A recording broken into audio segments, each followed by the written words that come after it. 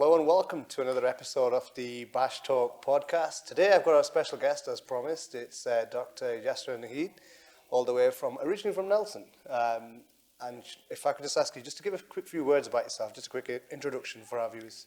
Assalamu alaikum. I'm still actually from Nelson, Bash. I'm still here, I still live here. I'll just start by saying, so my name is Dr. Yasara Naheed. I'm a GP at Thursby Surgery in Burnley. I'm the clinical director for Burnley East Primary Care Network. I've lived in Nelson majority of my life. I was born in Pakistan. I came to this country when I was 5. My family live nearby, so, you know, I'm not going anywhere. Oh, cool. And what's your current role and title? It's something in Burnley, isn't it, where you've got your own establishment now? Yeah, so I'm a partner, so we have a surgery in Burnley, like you say, and my other role is the clinical director of Burnley East Primary Care Network. You might think, well, what's one of them? So the government wanted surgeries to work together on a footprint of 50,000 population. So Burnley is split into 2, Burnley East and Burnley West. So I took this post up probably about 4 or 5 years, and it means that we have 6 surgeries on Burnley East side that work together and try and improve the healthcare in that area. All right, cool. So you've, mashallah, done really well for yourself, and you've managed to work yourself up into that position where you're obviously a partner at an establishment like that, which mashallah is really good. But could you kind of talk us through the kind of journey and how you got yourself up to that level, just so for the people that might be kind of aspiring to get into the field of medicine and potential students, what kind of journey you have to take? So I'll give you my personal journey. Like I said, I came to this country when I was 5. We lived on every street in Nelson. I'm sure many people have heard of that famous street. Loved that street. We were the only Pakistani family on that street. I'm the eldest of my brothers and sisters. It was hard at the time. There was plenty of, English people at that time, and it was difficult. So when we wanted to play out, often they would let their little dog out. And at that time, as you can imagine, we're very, very scared of dogs, and they would chase us inside. So, it was hard, and there was a lot of racism at that time. Yeah. At school, I couldn't speak the language. It took me about a year to learn the language because, like I say, I was the oldest. Yeah. I went to school and, after a year, I didn't have a clue what was flipping going on. And I just tried. They were doing the ABCD and I didn't have a clue what that was. And they used to do the hymns and all the Christmas songs. I didn't have a clue. But I think one thing that you'll find about myself is I keep going and I try not to let it get to me. And then the last thing is I don't like to lose. I like to win. That's good. Okay. So when I was at my junior school and primary school, I went to Whitefield. And then I went to Loamshire. Even better. Yeah, so I just kept going and I didn't want to be number 2. I always wanted to be the best. So whoever was in my class, it was a competition and I wanted to beat them. I'm not saying it was easy. It was hard. Again, it's quite a sensitive thing, but there was a bit of racism. Sometimes we found that our other counterparts in the class got higher marks, but I just found that actually made me want to do more, and it made me want to be even better. So when I went to Edge End, again, I tried. At that time, luckily, there was more Upney families, so do you know what? It was becoming like a bit of a hometown, so that was quite good. And I just kept going. When I asked, so we had careers day when I was a 5th year, and they said, oh, what do you want to be? I said, I want to be a doctor. And they just looked at me like, typical Pakistani. I'm not going to swear and say anything. We all want to be doctors and lawyers and engineers, whatever. So the guy came and I was like, well, can you give me some advice? Because at that time it was really, really difficult to get actual advice. So like the stuff that they have now, so the kids have we've got career guidance. There was none of that, was there? No. Wow. He just said to me, right, here's a map. I can't even remember what the map was. And he folded it out and he was trying to fold it back. And he said to me, it's really, really hard. Are you sure you want to do this? You're going to have to work hard. And I said, that's fine. And he was just trying to fob me off, basically, because, he just saw this Asian girl. Yeah, right, you're going to get anywhere. So he just said to me, right, if you can fold this map back and it was probably like the size of, you know, your dining table. And he'd folded it out and he couldn't fold it back. So he said to me, if you fold it, you'll be a doctor. And he was like, yeah, whatever, she's not. Do you know what? I was sat there, it took me about 5 minutes. I came back to him and said, here, and he just looked at me. And just showed that really I wanted it, and slowly and steadily, whatever happened, I'm going to be honest, I was never the brightest one in my class, okay? You know, I wasn't the one that sat there reading the books night and day. I was the one that, you know, had the balance. I did a lot of sports at school, and I like to have a bit of fun. But I did work hard, and mashallah, I've done all right, and I had my parents' support, and I think that was the biggest thing, really. So, yeah, and I am here now. All right. So, do you know, obviously there's a generational gap between me and you, and I'm not going to ask your age because I don't want to get beaten up. But so you're obviously one of the things that caused pushback against you at that time was obviously racism, without obviously overemphasizing it. But it was a factor, wasn't it? And it was something that gave you the drive to push on. So you've obviously gone through the academic path, and then you've become a doctor initially, GP. I don't know how it normally works, and then you've kind of worked your way up. But what would you say to when you compare to what we have now? You know, they've got like career guidance.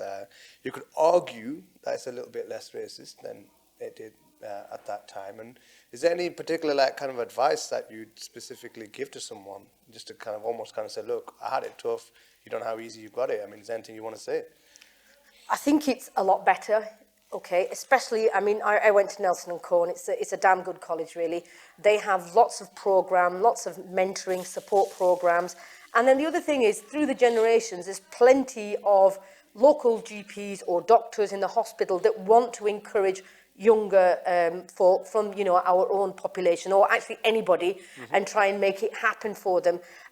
So one of the main issues that I had at that time was that you have to get some work experience or placement.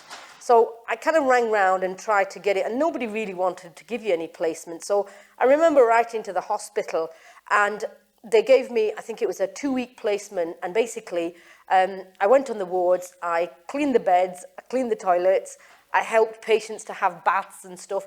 But you know what, I did it, and that taught me a lot.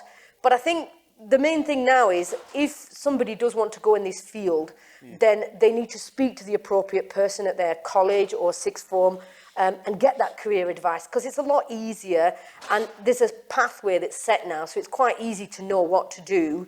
And one of the things that I tend to do is that, because of the difficulties that I had getting placement and clinical experience, you know, if I have good links with Nelson & Co College, I always go and do a career talk.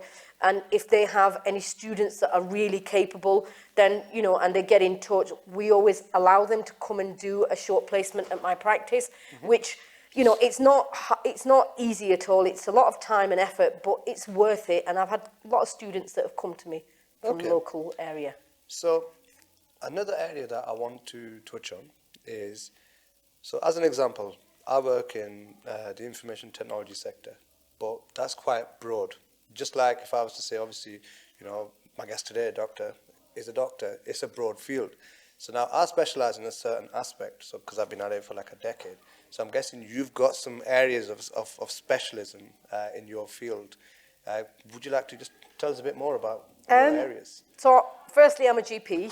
I have an interest in diabetes. I have an interest in sexual health. I have an interest in community engagement, population health management.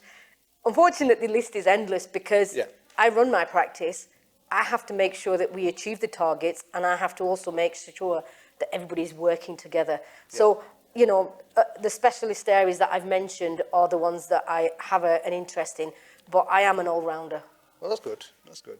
So diabetes, we used to hear about it when we were kids, and it was always a case of you'd hear about, you know, kind of community engagement schemes, and we'd always be told that there's risk factors for Asian people and stuff like that. But what's your thoughts on it? Is it actually true that, like, South Asian people were genetically predisposed, or is that just a myth? No, I think people from sort of the BME South Asian communities, unfortunately, we are at higher risk. It's to do with our lifestyle. It can be to do with our diet as well. And obviously sometimes a lack of activity. So there's a number of factors that mean that we are more likely to get diabetes. Are you seeing that a lot in your patients, like statistically, that you're getting a lot of? Yeah. Wow. And the other thing is, unfortunately, obesity. So we're seeing a lot of younger patients who are overweight. And as you know, there's a strong link between obesity, diabetes. Now, initially, people think diabetes is just a disease of sugar. What they've found over the last few years, that it's actually a multi-organ disease.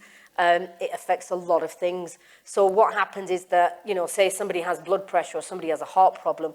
The problem now is that if you have diabetes, you're more likely to have a heart problem, you're more likely to have a blood pressure, stroke. So that's basically the worst one that you can get is diabetes.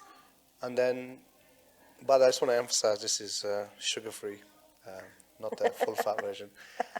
So, you know, with the patients that you get, so I've noticed a few kind of medical professionals now as well when it comes to diabetes that they're less inclined to go down the medical path as the first port of call. So there's a lot of emphasis now on like kind of activity and getting people moving and active and stuff. And is it the same for yourself? Would you push them to get moving first, or? So I think it's really important that that person, if they are diagnosed with diabetes, understands what diabetes is all about. And it's not just, here's a pill and all your problems are going to go away. Unfortunately, what you're doing, what you're eating, or how you behave do have a massive impact on your control. So you really need to look at that side.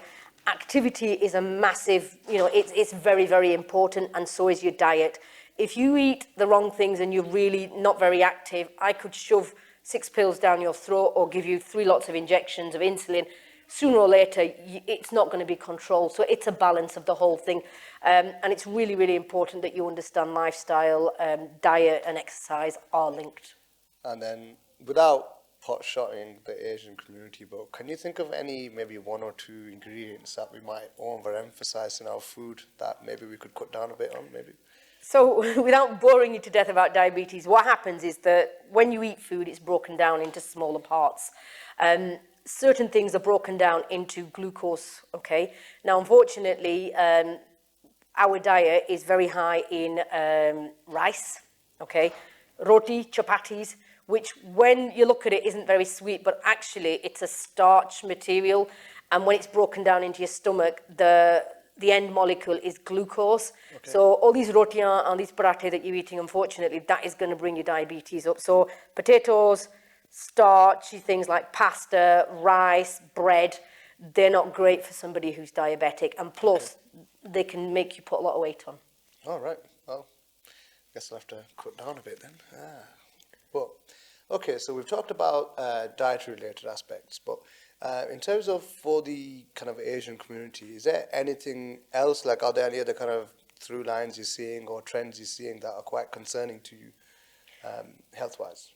So, I mean, there's a lot of trends. The first thing is that some of our youngsters are a bit more overweight, okay? And that isn't great when they say they're 12, 13, 14 and they're, you know, overweight, because it's going to predispose them to a lot of problems later in life.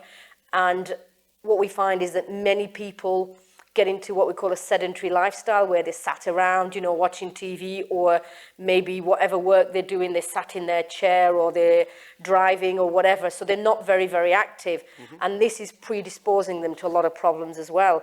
Now, when you're young, it's not as bad. Give it 30, 40, 50, unfortunately, that's when it all goes wrong and all the problems start. So that's the first thing with the diabetes and obesity.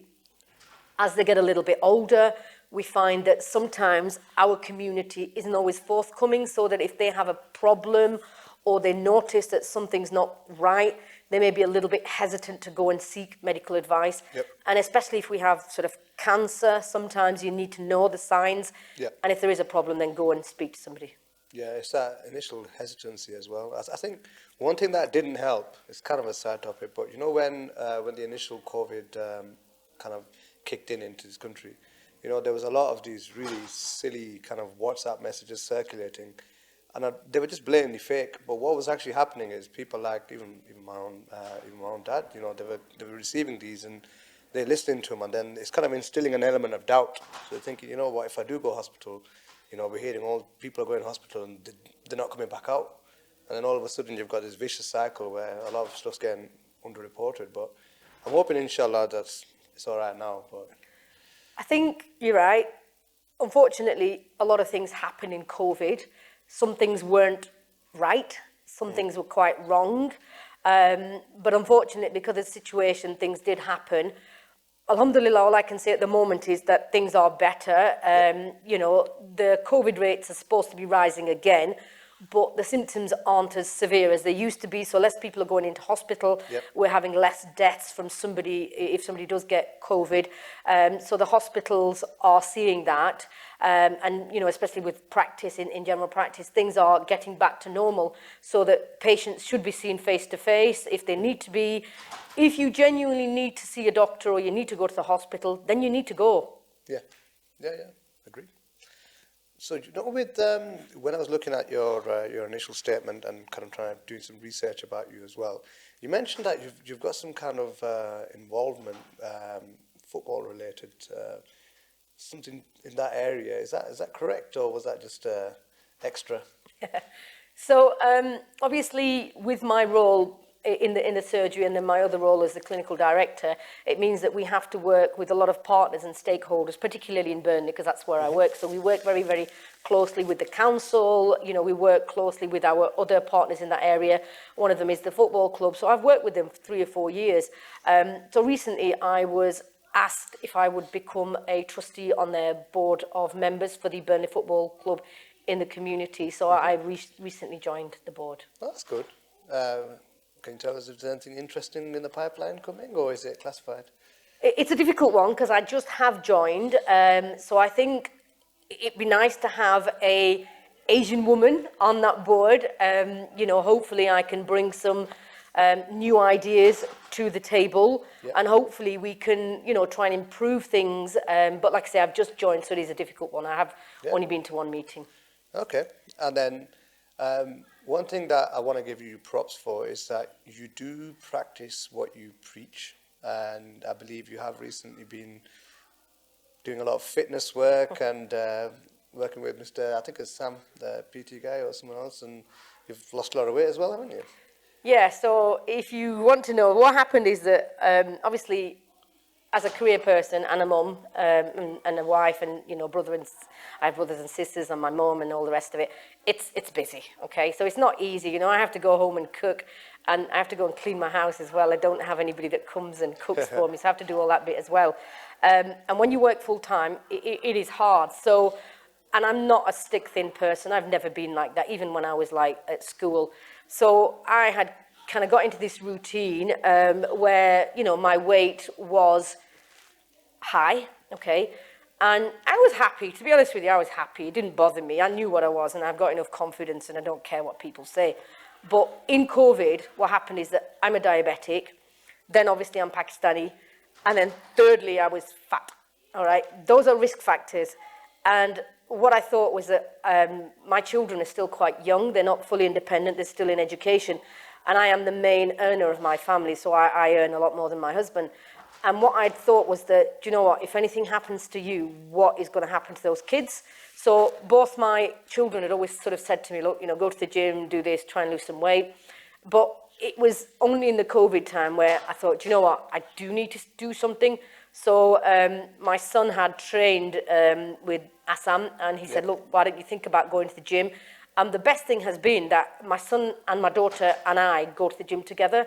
So that's one of the reasons it's really worked out. So we go as a family, and it's meant that we've taken our health seriously. So without boring you to death, I think I've lost about 25 kilograms.